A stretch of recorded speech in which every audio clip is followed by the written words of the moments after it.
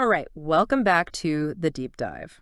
So today we're going to plunge headfirst into this really transformative moment in history, the Roman world, the age of Constantine, and the rise of Christianity. You know, it's one of those periods that's often seen through, I don't know, like a pretty strictly religious lens. But what we're going to try and do is dig a bit deeper, unpack all the threads that led to this massive shift, Right. using some really cool source material to get past those simplistic, it was all God's plan Yeah, explanations. definitely. Not just a stained glass window view, right? Right, exactly. So our guide for today is Paul Veyne's book, Cuando nosso mundo se tornó cristão, Hmm. which means When Our World Became Christian.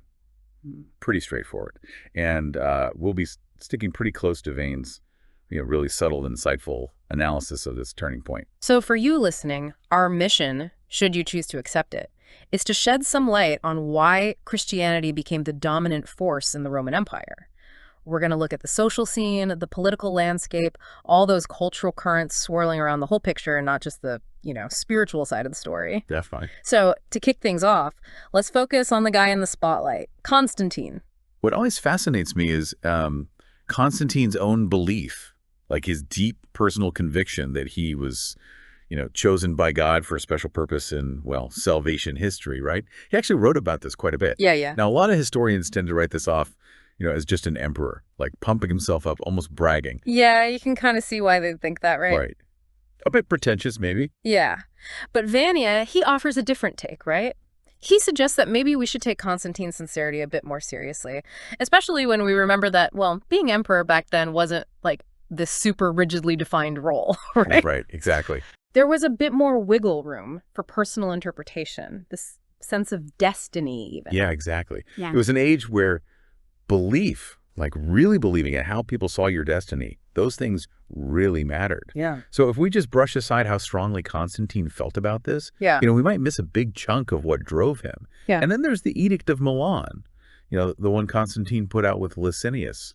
People often say that's like the big turning point for Christianity. It was definitely huge. Yeah. But we have to be clear on the specifics. Right. I mean, it laid down this rule of equal treatment for pagans and Christians, almost a compromise, right? It wasn't like, oh, now Christianity is the only game in town. That's an important point. Constantine, despite being a Christian, didn't just outlaw paganism overnight. Right. But his personal faith definitely shows up in the way he acted. He was pretty intolerant of the old Kagan ways when it came to his inner circle. Stuff like the traditional emperor worship that was normally directed at him. He wasn't having any of that. Right. And he also made it so Christian officials didn't have to do any pagan rituals. He understood that would clash big time with their beliefs. Yeah, totally. If you're deeply Christian, being forced to, I don't know, make sacrifices to pagan gods would be a serious crisis of conscience. But then, like Vane brings up, Constantine was also a very practical guy. That seems to pop up again and again when we try to understand him. Oh, absolutely. After he won those big battles in 312 and 324, he went out of his way to reassure the pagans in the areas he'd just conquered. His message was basically, hey, let's all just get along. Live in peace, whatever you believe. He even officially banned people from accusing each other of stuff just because of their religion. His big concern was keeping things stable, keeping the peace. Yeah. And like we know, paganism wasn't officially abolished until long after Constantine was gone. Right. And there's that great example Vane uses about Spello. It's this town in Umbria. They wanted to throw this huge yearly festival all focused on the imperial cult. They even proposed a whole temple dedicated to, the emperors who'd been made into gods, including Constantine's own father. Right. And these festivals, traditionally, they always had gladiatorial combat, which, even though he personally wasn't a fan, Constantine generally allowed just because they were so popular. Right, yeah. It's fascinating. So Constantine, he says, okay, fine, have your festival, your gladiatorial games, your temple, your priesthood. But he specifically says no blood sacrifices to the imperial cult in Spello. And considering the emperor was basically the one who chose the priests, that's him stepping in, directly using his power to put a limit on pagan practice without actually banning it altogether. It was a subtle move, but a big one. It really is this amazing balancing act. He's sending these signals about what he personally prefers, but without wrecking the boat too much. And there were other ways he favored Christians, right? Maybe less obvious ones. Yeah. Oh, definitely. He made it so Christians, even the rich ones, didn't have to pay for those pagan city cults. That was a big financial burden off their backs. And Get this, he excused Christians, even those who'd been convicted of crimes, from having to fight as gladiators. Yeah. So while Constantine didn't create a fully Christian empire right away with some big announcement, he was definitely laying the groundwork for it. Right. So we've got Constantine's own journey, his actions. That's one big piece of this puzzle. But Vane also goes into all the stuff happening in society that helped Christianity grow. Things that went way beyond just the emperor liking it. He calls it the heated question of the century. What's really striking is how Christianity became this hot topic for intellectuals, even those who weren't converting. For scholars, thinkers of the time, it was this big religious challenge, or, from their point of view, this huge error. They felt like they had to respond to it. It wasn't just some fringe group anymore. Right. And Vane talks a lot about how Christianity was a religion of love and how Jesus had this superhuman authority. How did those things play into its appeal? So for those who embraced it, Christianity gave you this much deeper, more structured way of life. Yeah. Every single thing had this eternal meaning, part of this huge cosmic story. It was a total contrast to pagan life, which was often more, fleeting, focused on rituals. Suddenly, everything you did, every thought you had, it mattered in this huge, eternal way. Right. That idea of this direct personal relationship, that seems really key. Vane contrasts that with the way pagans related to their gods. He calls it more international, contractual, and occasional. He uses that great example of a simple woman praying to the Madonna versus praying to some pagan goddess. Exactly. It's like a pagan might go to a god asking for a specific favor, Huh. almost like a transaction, Yeah. right? But for Christians, their relationship with God was ongoing, deeply personal, back and forth. You were constantly seen, loved, and guided by God. That really resonated with people. And then there's just the sheer scale of it all, the power of the Christian God. Venn calls it the gigantism of their God, this creator of everything. Right. That was huge. It was totally different. Even the top god in Greek philosophy, he often felt distant and abstract. Right. But the Christian God, yeah, he was described in ways you could relate to, but he was also the source of everything, the whole cosmos, all goodness. It's interesting. Vane points out that even though there's God, Christ, the Virgin, this seemingly polytheistic structure, they all exist within this single, unified cosmic order. It's unique. It was a really compelling system. Yeah. He also makes this really cool comparison between the spread of Christianity and, like, a best-selling book. Right. The idea is that Christianity, just like some groundbreaking book, it really captured people's imaginations. It appealed to this spiritual and ethical side of people across all social classes. And its success, by bringing in this new focus on love, compassion, that actually created more reasons for it to keep growing. It was like it showed people something about being human they hadn't fully grasped before. Now, this idea of the afterlife, paradise, and hell, that's often given as a big reason why people converted. But Vane's not so sure that's the main driver, is he? He's a bit skeptical about that. He reminds us that pagans already had beliefs about what happened after you died. Mm-hmm. And he argues that you probably needed to already have some faith to really buy into the Christian version of heaven and hell. He does say, though, that these concepts gave people answers, to those big human questions about death, what comes next. It provided a clear framework. And he has a pretty interesting take on that whole, I guess you could call it, pathetic element of hell in the Christian story. Yeah. He's saying that those graphic descriptions of eternal suffering, they actually made the whole Christian message more emotionally powerful. Mm. And he argues that even though it seems contradictory, this idea of hell could exist alongside the idea of God's love. Because for believers, hell was this terrifying thing you had to avoid by embracing God's love. He's basically saying that the fact that it was all in the future didn't mean it couldn't have this immediate emotional pull. Right. He really drives home this idea that religious feeling, it's just there. It's not just some psychological trick or just fear of death. Totally.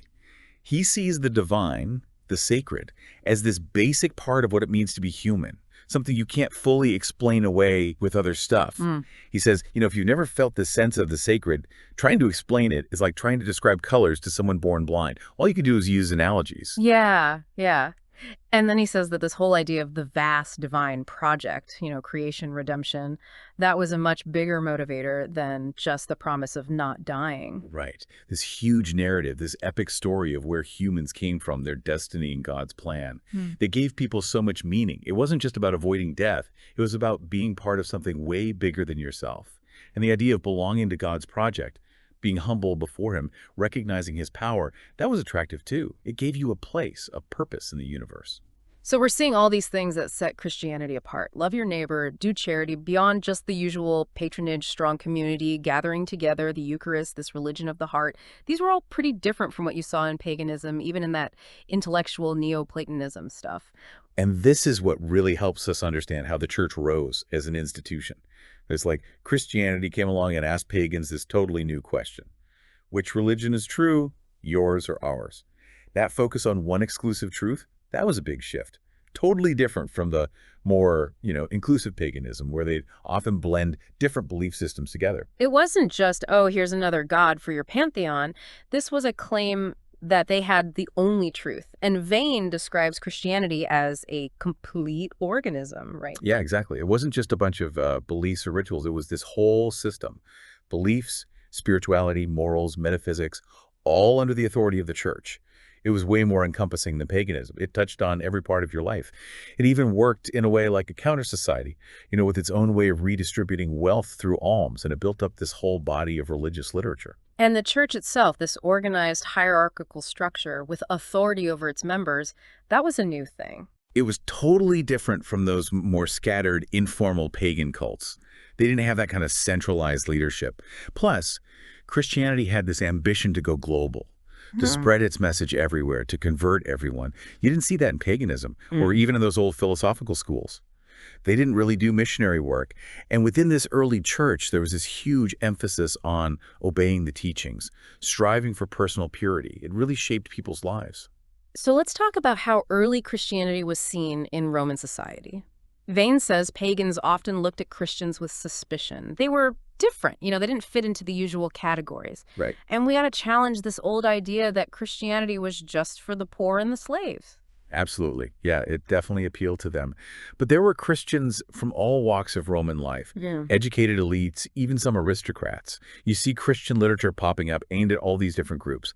And Veyne points out that a lot of the virtues that Christians talked about, they actually lined up with general Roman ideas of being a good, decent person. The family seems to have been important for spreading Christianity, too. Oh, yeah. If the head of the household converted, often the whole family followed suit. And the whole vibe at Christian gatherings, this loving piety, the enthusiasm, that was attractive. The shared experience of worship, the strong sense of community, it must have been powerful. Veyne also mentions exorcism as part of the Christian mission. That might seem a bit out there today. It does. But back then, everyone believed in demons, evil spirits. Christians got a reputation for being good at exorcism, became a big part of how they converted people and spread their message. Showing off the power of their God over these dark forces. And then there's the intellectual side of things. Early Christians engaged with Greek philosophy, and they attracted some pretty serious thinkers.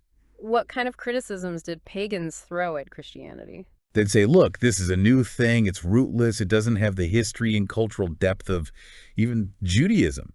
They dismiss it as all emotion, no logic, saying it was a philosophy for the masses, not for the elite. Some pagans even looked down on converting, because they didn't want to be associated with the lower social status of a lot of Christians. It shows you how the social hierarchies still mattered. So we've got this whole complex situation, and then we have Constantine's conversion. Historians have argued forever about why he did it. Was he for real, or was it just a power play? Veyne really pushes back against the idea that it was purely political.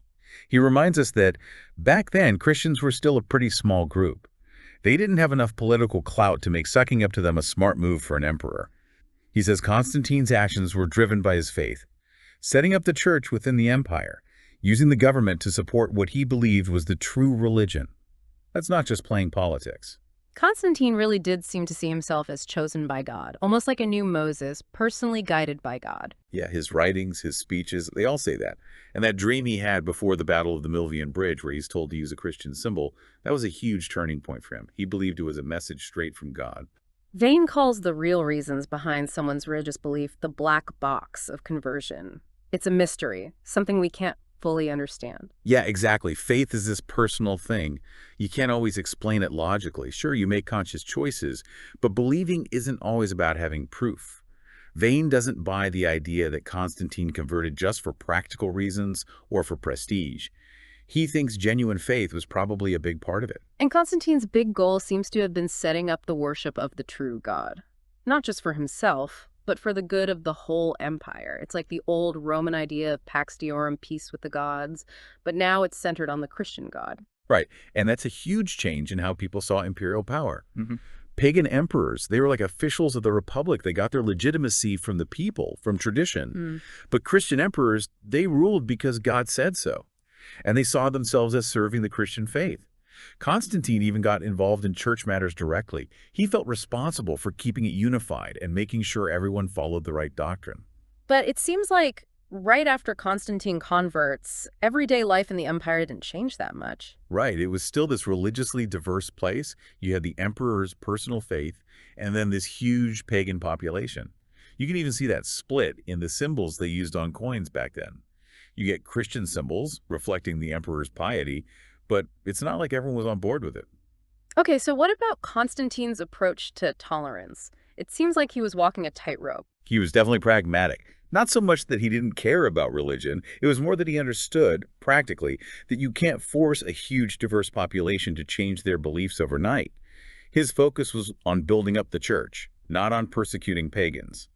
He did pass some laws that limited what pagans could do, like banning sacrifices by officials, but he didn't ban paganism altogether. He knew there were limits to what he could do about people's personal beliefs. So how did Christianity eventually become so dominant? Veyne mentions this first war of religion in 394. Yeah, that was a big turning point. It's this clash between Theodosius, the Christian emperor, and Eugenius, who had the support of the pagan aristocracy.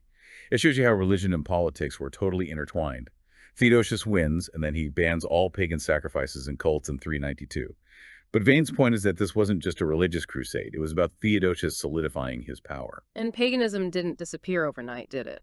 Veyne talks about the role of ambition in this slow decline. Absolutely. As Christianity got more powerful, people wanted to be on the winning side. They sided with the Christian emperors to get ahead. And Christianizing the countryside took forever. It wasn't some top-down decree. It was a slow process, beliefs filtering through the population, bishops getting more authority. Over time, Christianity just became the norm.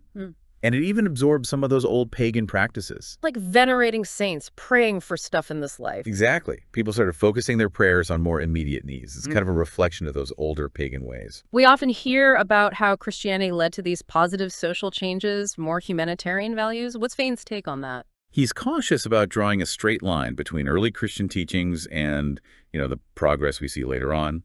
He reminds us that slavery, social inequality, all that stuff continued for centuries in Christian societies. He says a lot of the big social reforms were more because of the Enlightenment. He thinks that connecting early Christian charity to later movements, sometimes it's a bit of a stretch. Like, yeah, Christianity might have helped create the right conditions for certain values to grow, but it wasn't the direct cause. Last but not least, let's talk about how Christianity interacted with other religions in the empire, specifically paganism and Judaism.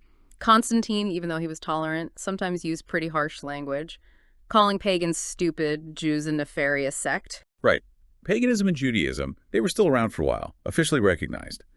But the increasingly Christian viewpoint, it saw them in very different ways. Early on, dissenting Christian groups were actually treated worse than pagans or Jews. And then you see this Christian anti-Judaism developing, not just disagreeing with their beliefs, but this feeling of unease because they didn't fit into the whole pagan-Christian divide. It's like they were unclassifiable.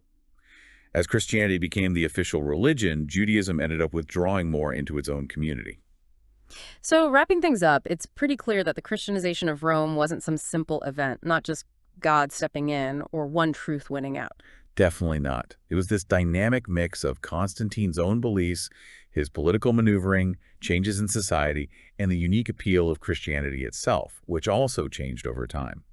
Understanding that complexity helps us get past those oversimplified stories and appreciate just how deep this transformation really was. So the big takeaway for you listening is that this wasn't some straightforward top-down change. It was this gradual, complex process, and its effects are still felt today. I mean, it shaped the whole course of Western civilization. Right, and it makes you think, all this interplay of faith, power, social change, can it tell us something about what's happening in our own world? What are the best sellers of thought and belief today? The things that are shaping our society? And what are all those different, often hidden reasons why they're so influential? Something to ponder. Absolutely. Food for thought. Thanks for joining us on the deep dive. Yeah, thanks for having me. Guys, see you in another podcast. Don't forget to subscribe to our channel.